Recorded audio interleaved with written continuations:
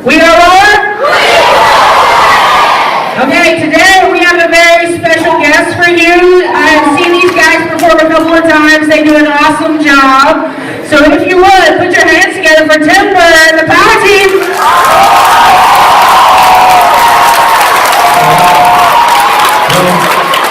Good morning to you guys. We hope that you guys are ready for a great Power Team performance. Now, for those of you who don't know who the Power Team is, the Power Team, this year we actually celebrate our 40-year anniversary. The Power Team's been around since 1975. Guys that have been crisscrossing this nation, guys that have been doing feats of strength. Maybe you've seen us on ABC, NBC, ESPN, America's Got Talent, Jay Leno's Tonight Show, or maybe even on the Guinness World Records Unleashed that they had not too long ago, where some of our guys were on national television setting world records. One of our guys broke 23 baseball bats behind his back in 1 minute. Another one of our guys ran through over 2,000 pounds of ice, setting a new world record for pounds of ice ran through. So maybe you've seen some of that, but we want you guys to know that tonight through Sunday night, the Power Team, we travel all over this great nation. As a matter of fact, we've got some of our athletes are in Alabama right now, and next week we'll be in Texas and Minnesota, and then the next week we're going to be in Florida and South Carolina. So the really cool thing about being on the Power Team is you travel a good bit. But for the team that's here this week, it was nice. We only had to drive about 4 hours from Dallas to get here, so we didn't have to get on a plane or anything like that. But the Power Team,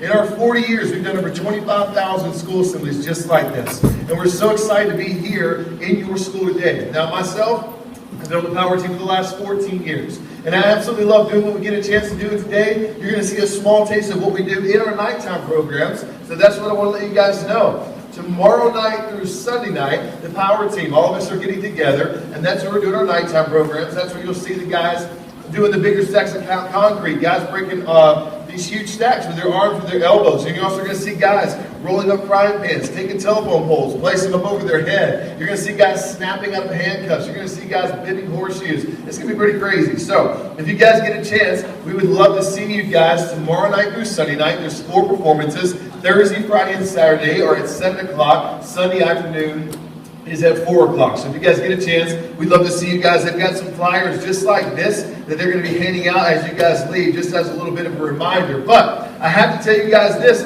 I didn't come here today by myself, but I did bring with me another Power Team member that just so happens to be our most requested athlete in the history of the Power Team. Everywhere we go, almost every time on the schedule, we get phone calls. They want this athlete. Now, the main reason being is it's not one of our tallest guys. Our tallest guy is 7'1". It's not one of our biggest guys. That's 425 pounds. It's not one of our strongest guys that benches over 700 pounds. But what it is, it's our one and only female that we have on the Power Team. Now, for all the girls out there,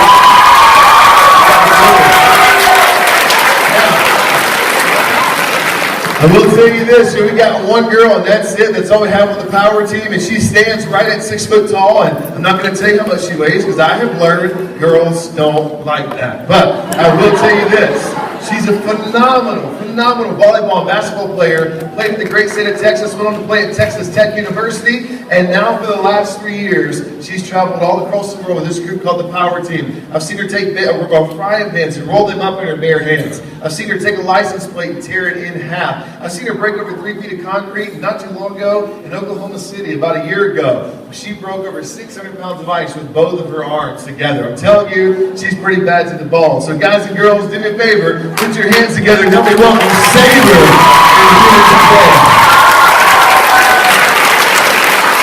Now, real quick, before we get started, she's like a real life cat. I'm telling you, she's awesome. Now, do we have 6th grade here? Is there 6th grade here today? Okay, awesome. There you go.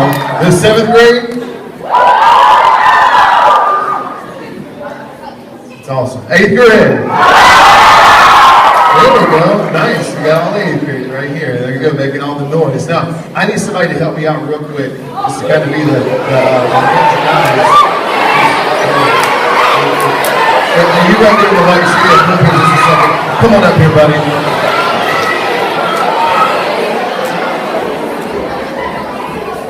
You just watch the wires, they'll hurt you. Now, what's your name? Nate, how you doing? Matt, nice to meet you. Come on up here just a second. Now, here's what I want you to do. I just want you to kind of be the hands and eyes of everybody real quick, because a lot of times The Power Team, what we do, it's on national television, so you have to hurry up and get the feeds done and do them as fast as you can. Well, today, since we're live, I'd like to take a couple minutes out just to kind of have somebody check what we do, because the number one question we get asked, the things that you do, are they real? Well, absolutely they're real. What Nate's holding there is a baseball bat. Now, the Power Team, we snap almost 200 baseball bats a week, and they say it takes right at 400 pounds of pressure to snap a baseball bat in half. Well, today, I'm going to try to place that over my leg and try to push it down hard enough to where that snaps in half. So a lot of times people think, well, maybe it's pre-broken, pre-cracked, or something like that. So do me a favor, Nate, check that out. And make sure it's real. Make sure it's not fake. Make sure it's not phony. Make sure we haven't pre-broken it or anything like that. So Nate, is it real? Okay, are you sure it's real? Are you positive? All right, just making sure. Because I don't want anybody thinking that we pre-broke it or something. But then I have right here in my hand, I have it just sealed. Now, if any of you guys have ever seen those really big, huge, strong guys on ESPN, they compete in what they call the World's Strongest Man competition. And what they used to do is they used to take the same seal that we would be in, they place it over their head, and the winner was whoever could get those ends closest to touching. Well, today, you're not going to see me do that. I'm 305 pounds. You'd expect me to be able to bend some steel. So, in turn, we're going to give it to Nate. No, I'm just kidding. We're going to give it to Saber. Saber's going to place that over her head. She's going to try to take it and bend it all the way down to where the ends touch, and then cross the ends over. So Nate, check that out real quick, man. Make sure that it's real. Make sure it's not fake, or make sure it's not plastic or anything like that. Just make sure that it's real steel. So Nate, is that real steel? You know what real steel looks like? What's it look like? Okay, good. It's just like that. Okay, good deal. And then right here, something that not too many people know what they are anymore. This is a phone book. And what your mom and your grandparents used to do is they'd want to order pizza. They wouldn't get on their smartphone. They would get in the phone book and look up Pizza Hut, and they'd call them, or maybe you need to know somebody's number. You look for the phone book, but not anymore. And what you're going to see us do, Nate, check that out. You're going to see us take that and rip it from top to bottom like one sheet of paper, the whole phone book, and hopefully under about 10 seconds. Now, we'll say this is a pretty cool thing about what we do on the Power Team. Now, some of our guys have been over to Los Angeles to be on Guinness World Records Unleashed. And what they do is they have us trying to break these world records. Well, they called our office not too long ago, and in about a month and a half, we're sending about 6 of our guys up there to break some more world records. And one of them is phone books ripped in a minute. The most phone books anybody's ripped in a minute is like 6, and they think that we can break that. So today, we're going to try to get a little warm up and see if we can't rip this in half. And then also, what I have in my hand, Nate, that's a Diet 7-Up. And I'm just telling you right now, not good, okay? Check that out real quick. Now, you're not going to see me drink that, because I'm going to tell you right now, I didn't get to 300 pounds by drinking anything Diet. Diet is code word for nastiest thing you'll possibly ever taste in your life. So, says Diet, stay away. But I'll tell you right now, what you're going to see us do today is something pretty cool, something that I love doing, something that you're going to see actually Saber do. She's going to place those Diet 7-Up cans, we got a couple of them, she's going to put them in her grip, and she's going to try to squeeze it so hard, and we have come to this realization, if you squeeze a soda can or any can hard enough, sometimes they will literally explode. And let me tell you something. The cool thing about that is you never know. Like, we just did a school something just about 5-10 minutes ago, and some of them, they shoot all over the place sometimes. And sometimes they explode in 2 different pieces. Sometimes they shoot on the top. But not too long ago, matter of fact, within the year, we've done 2 halftime shows that were a lot of fun. We did one for the Oklahoma City Thunder, and then we were right down the road in Orlando, went down to the Orlando Magic, and we were doing a halftime show there. And one of our guys did something that I've been on the team for 14 years, and it's still one of my favorite things. One of our guys squeezed a soda can. And when it exploded right there, it shot half the can. Because all that pressure, they say it takes almost 2,000 pounds. You have to generate that much pressure to make a can explode. Well, it shot, the can did, it exploded in 2 pieces, and half the can shot all the way to the top of their Jumbotron, which is over 60 feet in the air. And in my mind, I was like, dude, nothing will ever top that. That was pretty awesome. So what I'm telling you is, I could sit here, Saber could squeeze these cans, and man, they could ping off the back of that wall, because that's how much pressure there is that it takes. So guys, what I'm trying to tell you is, I don't know who's going to get wet, but some of y'all are going to get wet today. So just let me know that.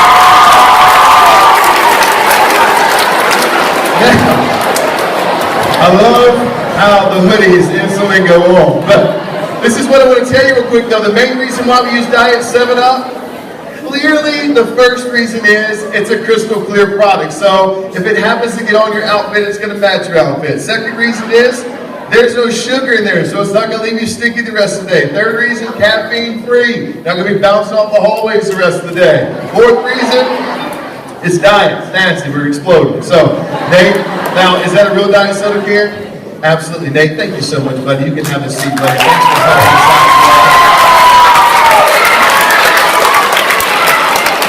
I'll tell you what. First things first, you're going to see Saber, our one and only female. She's going to try to bend this steel. So guys and girls, do me a favor, put your hands together. Maestro, give us some music. We got somehow Saber here today. She's going to give it everything that she's got. Come on, Saber, you can do it. Come on, you guys make some noise. Let's go. Come on, Saber.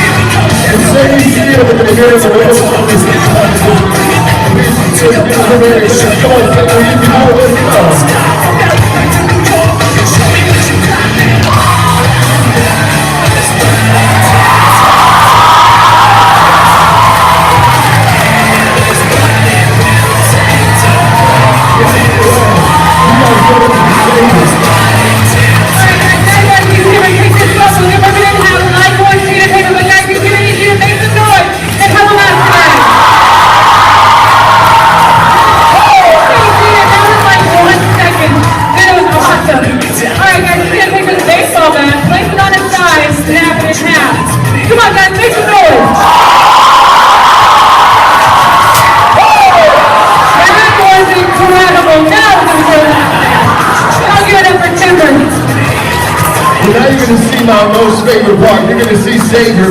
She's going to take these Diet 7-Up cans and going to squeeze them in her grip. So come you guys help her out, make some noise. Let's go. Come on, Saber.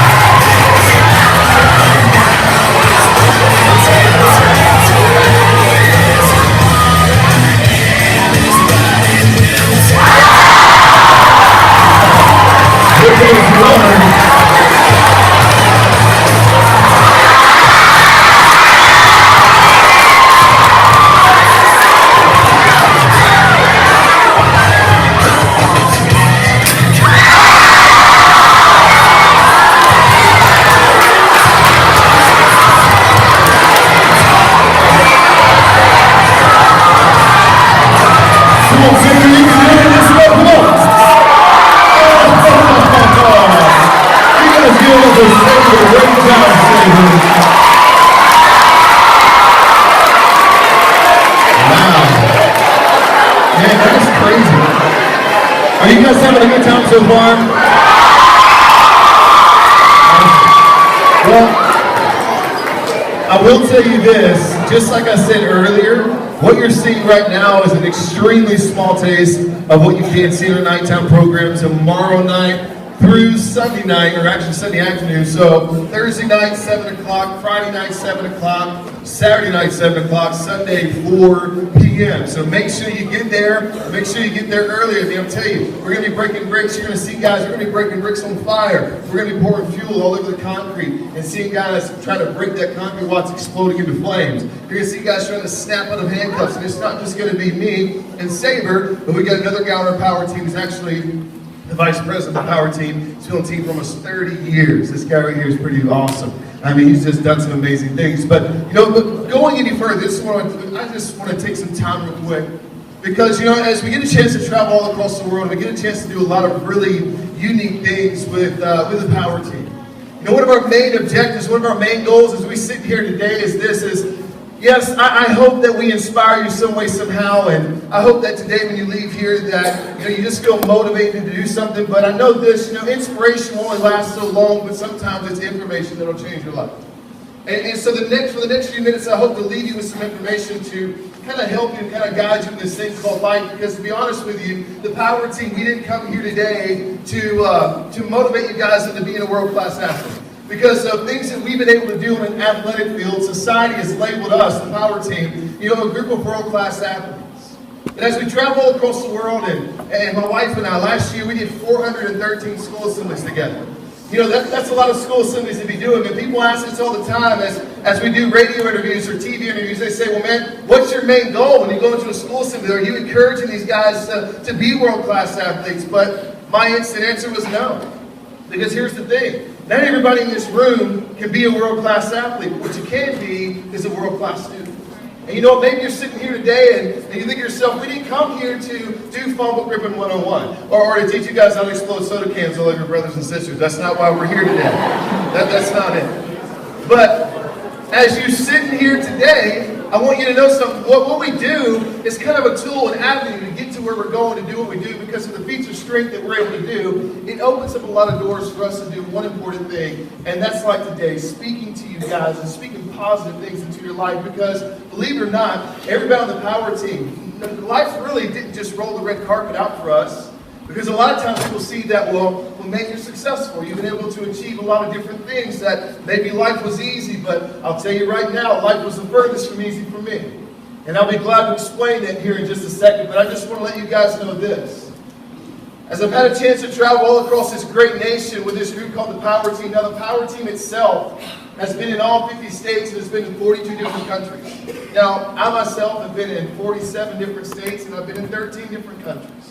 But one of my most favorite trips that I ever took in my entire life was me and a group of guys. We went to South Africa. Now, let me just tell you this. When I first thought I was going to South Africa, I pictured us landing like in the middle of the desert somewhere and there being lions and giraffes running around. But no, we actually landed at a really nice airport. And so I was sitting there, and as we did this week, we had a blast. We were doing all these school assemblies, and we were getting to work with all these kids, and then we got to work with some of the government, and man, it was a blast. They said, you know, if you could do anything, we mapped off 3 days for you guys. It was a 15-day trip, but they said 3 days, the last 3 days, we want you to enjoy yourselves. You can do whatever you want to do, just let us know. Well, me and my buddy, Willie, we call him the Human Freight Train. When your nickname's the Human Freight Train, you're not small, and he's one of the biggest guys on the power team that we've ever had. He bench presses 787 pounds all natural. His arms measure 25 inches around. That's like bigger than most y'all's legs. And so, needless to say, when I'm walking around with him, I feel safe. And so, we were sitting there, and I looked at him, and I was like, we want to go to the Serengeti. We want to go and see some of the wild animals. And he goes, no, we don't. And I was like, yes, we do. You're going with it. Because, first of all, if anything bad happens, I'm faster than he is, and he's a lot of meat, so animals will eat him way before me. And so, I told Willie, I was like, you go with me. And he was like, all right, well, let's go. Because first of all, I told him, I was like, man, haven't you ever wanted to see a lion up close? He goes, no. I was like, really? You haven't? I was like, because here's my thing. I'm just going to be honest with you. Ever since I was a kid, I've always liked big animals. I always thought, man, how cool would it be to have like a pet lion or a tiger or a bear, you know? Until they ate you. And, you know, I always thought that would be fun.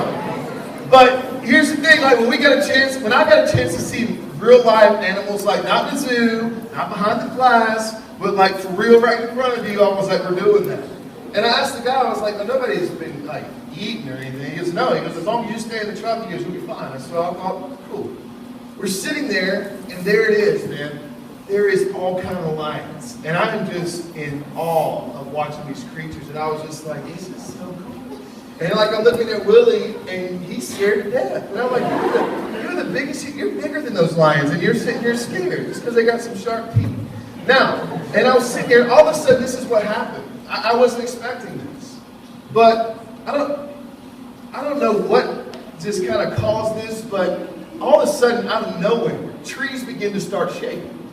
And trees begin to start moving, and I was like, okay, I've seen some movies like this before. And, like, it's either going to be Jurassic Park dinosaurs or it's going to be a big old gorilla coming to eat everybody. And I was like, this is not good. And so I'm sitting, literally, trees are, I'm not talking about bushes. I'm talking about full-grown trees moving like bushes.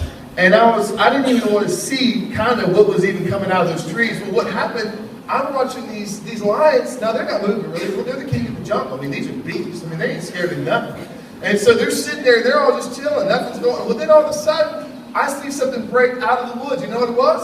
Well, it wasn't a dinosaur. Right.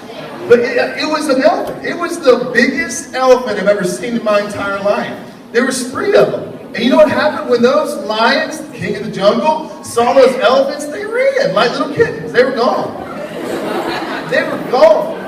And I'm sitting there and I'm watching this elephant, and he's got these massive tusks. And he's taking this tree, and he uses his head and he knocks this tree down.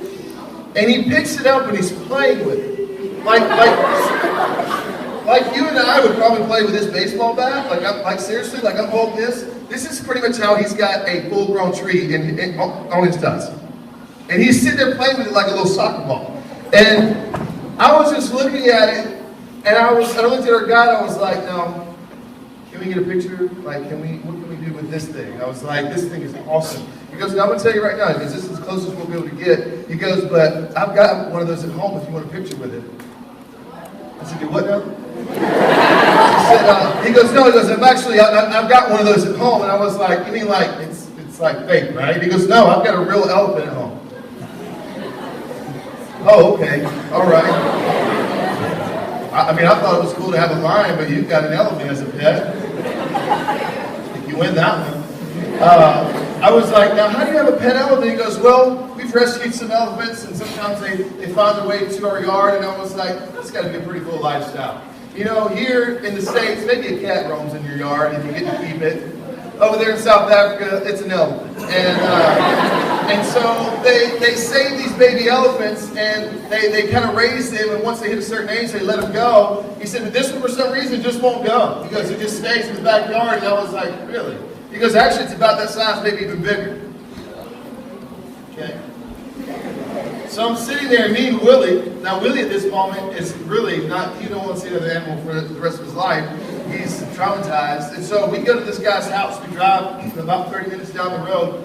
And when I'm thinking about this guy's house, if he's got an elephant, surely it's like secluded. No, he lives like in a neighborhood. And we could tell whose house it was because there was a huge elephant head sticking out the back of it. I mean, the elephant was almost as big as the house. And I was sitting there, and we drive into this guy's driveway. We get to the backyard, and I didn't know what to do. I was kind of stuck because I'd never seen, I just saw that animal, but it was maybe 50 yards away, and now I'm looking at it, and it's 10 yards away. And I'm not going to lie to you, I was nervous. I'm not going to act like I'm some big, strong, man that was like, yeah, I wasn't scared. I was. Because one movement, and he would have stepped on us, and we'd have been gone. And I'm sitting here looking at him, he goes, he's really nice. He goes, you can actually walk up to it and touch it. And I was like, we'll see. I don't know about that just yet. He goes, because people get pictures with it all the time. And you get on this, now, anything you want to do, it's fine. And so as I was sitting there, me and my friend Willie, we get up there to this elephant. We go to get our pictures made with it. And I just happened to catch something.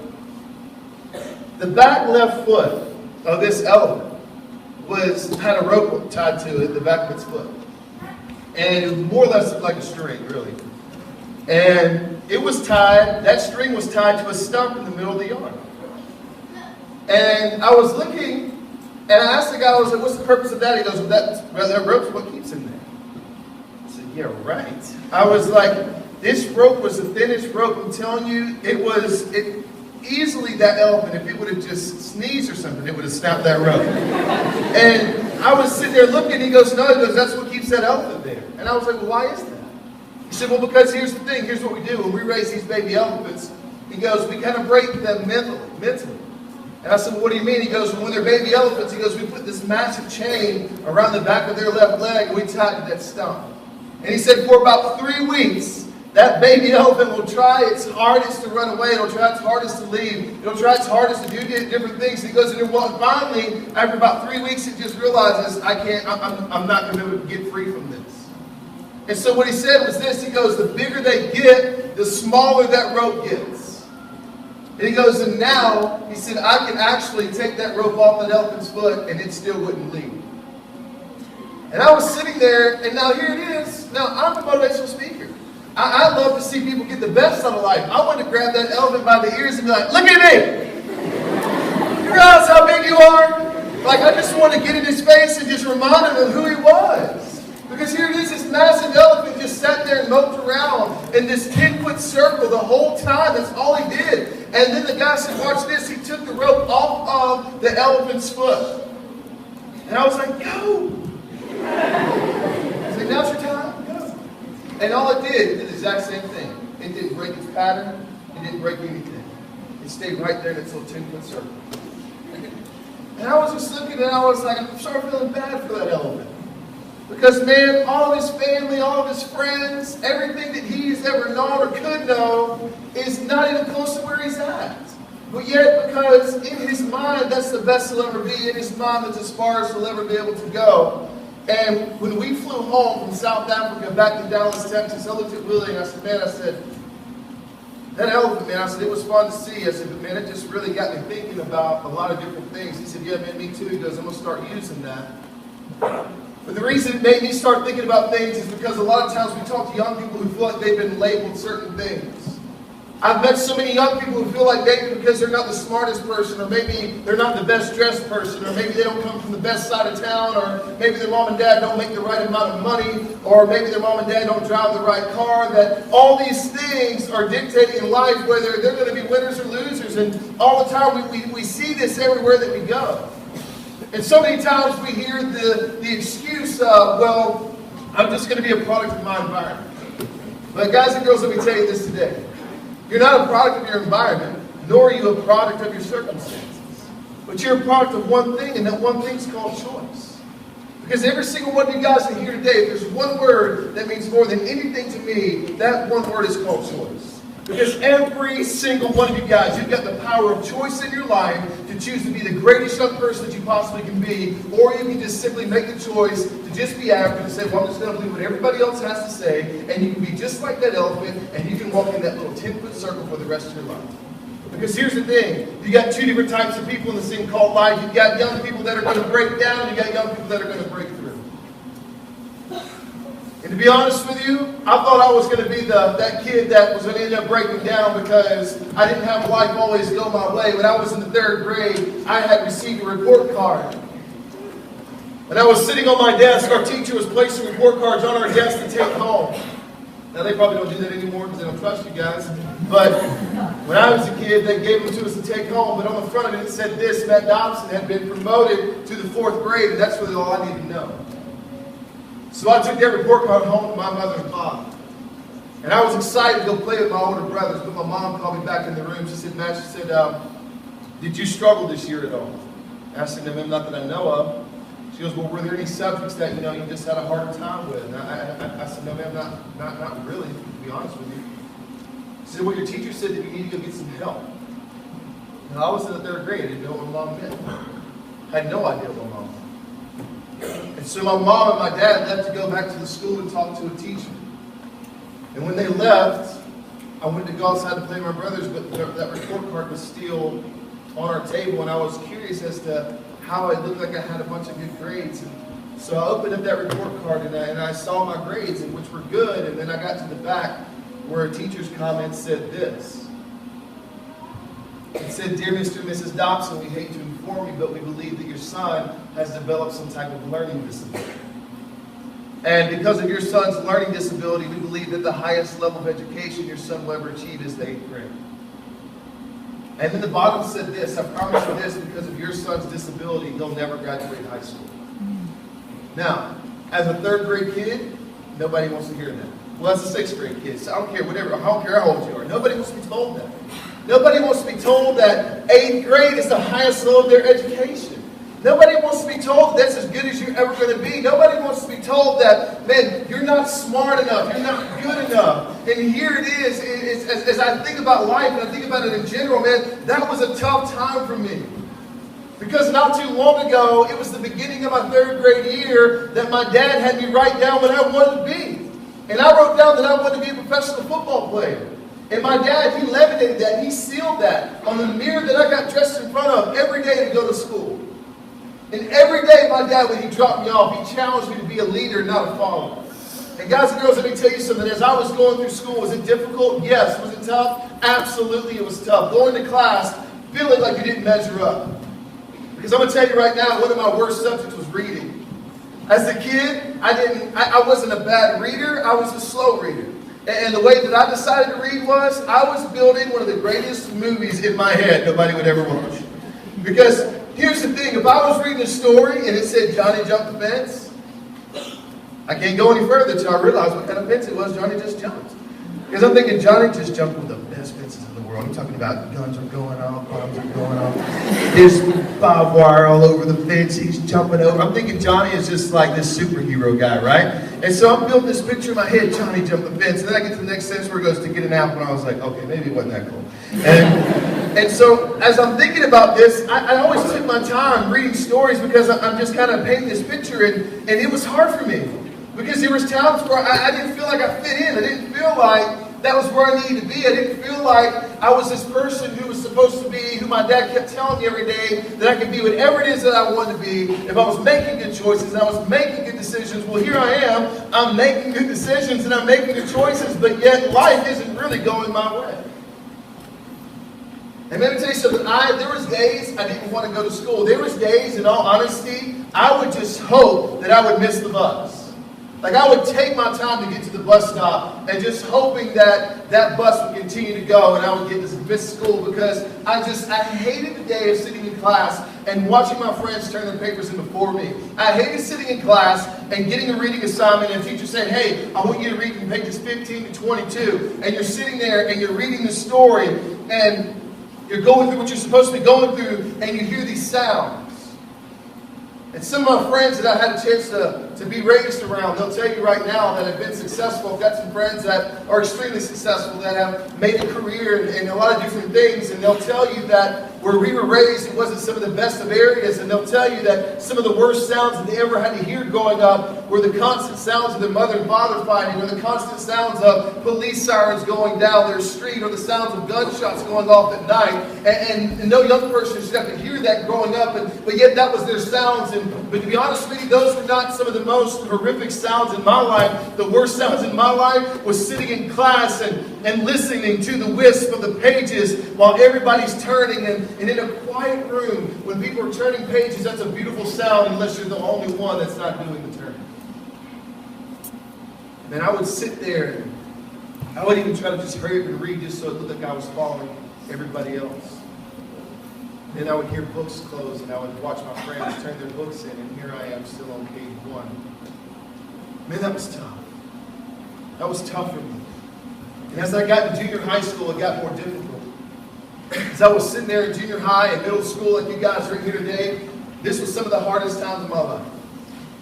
Because all I could really think was, this is it for me. Like my teacher said, 8th grade is the highest level of education you're ever going to achieve, so that's what I thought. Man, I was having a real bad day, and one of my teachers, her name was Miss Miller.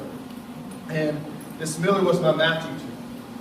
Now, if there was one subject I was good at, it was math. I love math, still love math to this day. I'm really good at numbers, but that's just the way it was. And Miss Miller was tutoring me one day. She came to me, she goes, Matt, I want to tutor you and I want to help you. And we were talking, and she just said, Matt, you just tell that I wasn't having a good day. And she said, Matt, can I help you? And I said, no, ma'am, I don't think you can. She goes, what do you mean? And I pulled my 3rd grade report card out of my book bag. And I laid it on the table there for Miss Miller to see. And Miss Miller began to read what was going on.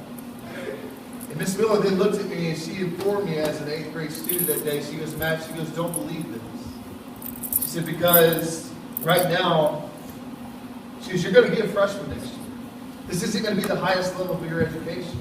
She goes, because whether you realize this or not, she goes, you've got the highest grade in my math class. She goes, you've got the highest grade in your history class. You've got the highest grade in your English class. She goes, so who's to tell you that you can't do something? She said, because I'm telling you right now, you're smarter than you think you are. I mean, Miss Miller was a big spark plug in my life to kind of get to where I'm going, to get to where I was at. And guys, let me tell you something, as a freshman in high school, most people were kind of nervous about being a freshman. I was excited to be a freshman. I wasn't supposed to be a freshman. 8th grade was supposed to be it for me. And now I'm in high school, but that's where a lot of temptations kind of seem to loom, and that's where temptations begin to hit. But guys, let me tell you this today. If there's one thing that I've learned is this: you can choose your actions, but you can't choose your consequences. Don't be that young person that tries to fit in. Don't be that young person that will compromise things that you want most in life for something that's going to give you temporary happiness. And it's a sad thing that we see every week in and week out. 14 years I've done this. You know, the Power Team, we don't just go into elementary schools and junior high schools and high schools, but we go into drug rehab facilities, we go into youth detention centers, and we go into prisons. And it's full of young men and women that all said this: I didn't think this is where I was going to end up. I didn't think that I was going to end up here, because we never think that our choices are going to land us in places that we never want to be. But guys and girls, let me tell you this right now, because of choices that young people are making, we've got over 3 million teenage alcoholics. We've got kids that think that, man, they can be somebody awesome because they can go out and drink, or they can go out and get drunk. But just let me tell you this, you're not proving you're somebody awesome or proving that you're somebody cool because you can go drink. All that you're proving is that you're a coward because you can follow the crowd. Because I'm just going to be honest with you, it doesn't take a real man or a real woman to go and do what everybody else is doing. It takes a real man or a real woman to stand up for what they believe in, even if they're the only one standing up by themselves. Can I tell you something? I wouldn't apply something or tell you to apply something to your life that I didn't apply to my own. Were there times where I sat in class, were there times where I was at friends' houses when they told me that a sip of this or a pump up of this or one pill of this would make me forget about problems? Was it tempting to me? Yes. There was days I didn't want to be at school. There were days that I could care less about life in general because I was so tired of constantly fighting, constantly struggling, because I wanted my grades to be where I wanted them to be. But you know what kept me going? It's having that goal. What kept me going is what my dad did, laminating that piece of paper to that mirror every day. As I was sitting there brushing my teeth, I was reminded every day, as a third grade boy, I did have a goal, I did have a dream, I did have something that I wanted to be. And the reason why a lot of young people today, you can't say no to certain things is because you've never said yes to the most important thing, and that's yourself. You can't say no if you're not already saying yes to something more important. You've got to have a goal, and you've got to have a dream. You've got to have something that you're believing in, and I believe that wholeheartedly. Because you know what? I stayed away from drugs, and I stayed away from alcohol. I stayed away from all those things because it was a fight for me. It was a struggle, because from being told as a young person, you're never going to graduate high school, you're not going to do these things that you were supposed to do, and now here it is. As I'm in high school, I love how a football coach put it not too long ago as this. He said, a goal without a plan is a wish. You know what's happening? We've got a lot of young people today that are wishing to be successful. Can I tell you something? The only time you're going to be successful in this thing called life is when you work. Because the only time success will come before work is in the dictionary. It's impossible to be successful without putting some work in. Let me tell you something. Did I want to have 5 tutors in high school? No. Did I want to go through what I had to go through to get to where I am today? Absolutely not. But those struggles in life got me to where I am now. Because I know what it feels like, young person, as you're sitting in here today, and maybe you're not the best at something. Maybe you're not the best reader. Maybe you don't get math. Maybe you think English is crazy. Maybe you look at things and like, my goodness, history never changes. Why do I got to learn it? And you're sitting here wondering about all these different things, and you think to yourself, well, I don't fit in. Well, kudos to you. I didn't either. But let me tell you what happened in my life. Because I was willing to not give up on my goals and dreams, because I was willing to not just settle for just what people said about me, because I could have been just like that elephant. That's why that elephant, man, it just spoke so highly to me, because I could have been that elephant. I could have been that kid that said, well, you know what? I was labeled a kid with a learning disability. I was labeled as a kid who was never going to graduate high school. And you know what I could have done? I could have sat there, and I could have sulked, and I could have broke right down there in my own little pity party, and I could have sat there and just walked around and said, well, this is all that I'll ever be. But no. I decided I was going to be that young person that broke through my problems and my situations. Can I tell you something why I love doing what I do? Why I love traveling all across the world, why I've been doing this for 14 years, because of this. Young person, your hard work will pay off one day. Everything that you put into this, it will come out. How do I know that? Because in May of 2000, I received a letter from my high school at Prattville High School letting me know that I was going to be graduating high school. You know, the really cool thing about that was, is as people began to tell me things this is something that was never supposed to happen in my life, because supposedly I had a learning disability. But can I tell you something? That night in May, I didn't just graduate high school, but I graduated 5th in my class of 717 kids. So just let me tell you this. Don't let somebody label you and stamp you as somebody who's not good enough, or somebody who's not smart enough. Because I can tell you something, there's only one person in this world that dictates how smart you are, and that's yourself. When you look down the road and you wonder where you are and you wonder where life is, can I tell you something, there's only going to be one person that's responsible for where you are, and it's the person you see in the mirror every single morning. It's your choices. It's your decisions. It's the decisions and the actions that you make that's going to determine how far you go in life. Can I tell you something? Because I graduated high school, I got to go play collegiate football. Man, that was awesome. You know what? I even got to go play professional football. That was even better because they paid me to hit people, and that was fun. And so, here it is now. Think about it, man. I just, in all honesty, I've achieved every goal and dream that I've ever wanted in life. And for the last 14 years, my life has been motivating and encouraging young people just like you guys. I don't want you to be that young person that believes the negative things that's poured into your life, the negative things of this kid's not good enough, because I dealt with that. I know how it feels, but I also know how it feels to be successful, and that feels a lot better. But it's because I never gave up on things that I wanted most in life. You know, back at home in Dallas, Texas, I've got a couple of documents that are going to be framed that I absolutely love. They're my favorite documents because it's just a little bit of a reminder. My wife, she had a chance to see it not too long ago. I showed her that third grade report card. I still have it. And I want a plaque. I wanted to have my third grade report card. And beside that third grade report card, I want my high school diploma. And beside that high school diploma, I want my college scholarship. And beside that scholarship, I want my contract from the NFL. And beside that, I want my contract with this group called the Power Team. Because the reason I wanted to go in that order, and I wanted to sit there, and I wanted to be above my fireplace, is to be a reminder of every single day, and any person that ever comes in, is that this may be what life says about me. That third grade report card is what life said about me, but the end result was what I decided to do with my own life. And does that mean that I'm better than any person in this room? Absolutely not. There is one word. The difference between you and I is one word, and that one word is called choice. And there's one last thing I can leave you with today is this. There were days, I'm human, I have bad days. I still have bad days. I turned 33 in February, I have a lot of bad days. And there's even days where, to be honest with you, I don't feel like doing what I do. As much as I love encouraging young people, there's days I don't even want to go out there. I don't feel like talking. I don't even want to encourage myself, let alone encourage somebody else. I have bad days. But you know what? My dad could see that sometimes, and he would say something, and I want to tell you guys this today. My dad would stop what he was doing. He would come and grab me. He would get down on his knee. He'd say, Matt Dobson, come here right now. And I'd stop playing my brothers or whatever I was doing. I'd go see him.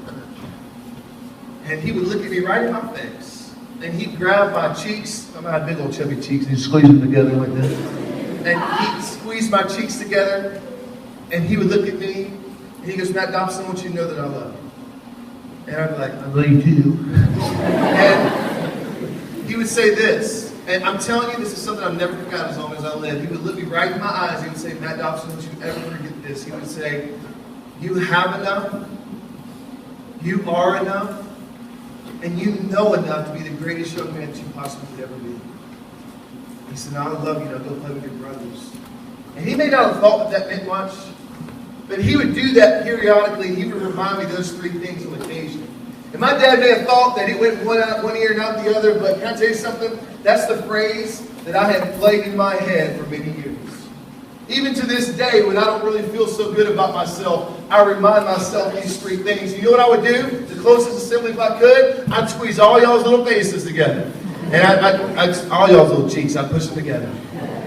And I would tell you exactly what my dad told me, but since I can't, just imagine that I'm holding your cheeks. And just let me tell you this, every kid from the front to the back, I'm telling you this right now, don't you ever forget it, but you have enough. You are enough. And you know enough to be the greatest young man or young woman that you could ever be in this thing called life. But the choice is up to you. Thank you guys so much for letting us be here. Great. You guys have been awesome. Thank you so much. Thank you guys. Thank you so much. Thank you. Thank you. Now, don't forget, on the way out, you have a chance to get one of these cards, these slips, to kind of let you guys know where the Power Team's going to be tomorrow night through Sunday afternoon. Make sure if you come out, bring this, and the guys will actually sign them for you. But you guys have a great day. We love you guys. Thank you.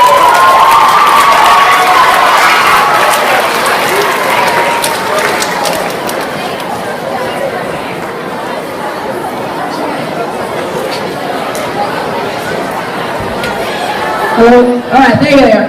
Everybody sit down. Sit down. Sit down. Thank you. All right, one more time. Did they do a great job?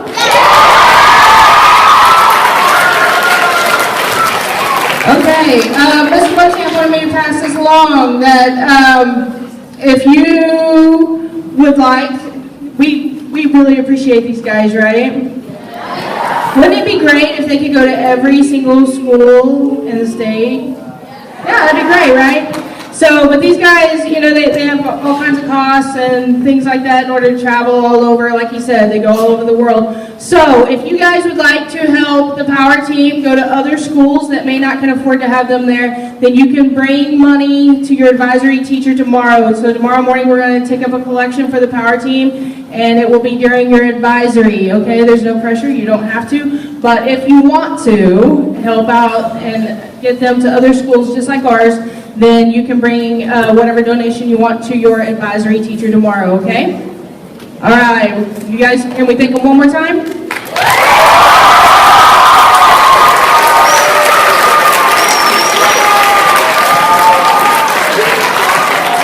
Okay, at this time, we are going to release the 6th grade and their teachers to go.